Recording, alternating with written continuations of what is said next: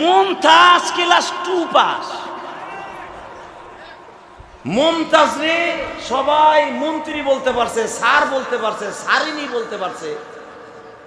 আর যারা বাংলাদেশের বৈষম্য আন্দোলন করতে যাইয়া নেতৃত্ব দিয়েছে, আসিফ আর একজনের নাম কি নাহিদ, 25 বছর 24 বছরের দুইটা টকবুকের যুবক, তারে স্যার বলতে কিছু কিছু লোকের হ্যাঁ বিসি ভিতরে যায়।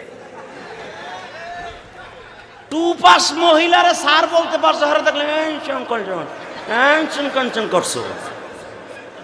আর তারা গ্রাজুয়েট কমপ্লিট করা দুইটা ছেলে, বয়স কম হোক কিন্তু তাদের মেধা আল্লাহ এত দিয়েছে। আরে ভাই, তারা তো রাজনীতির রও বুঝে না, তারপর ওই চেয়ারে বসে আলহামদুলিল্লাহ দুইটা যুবক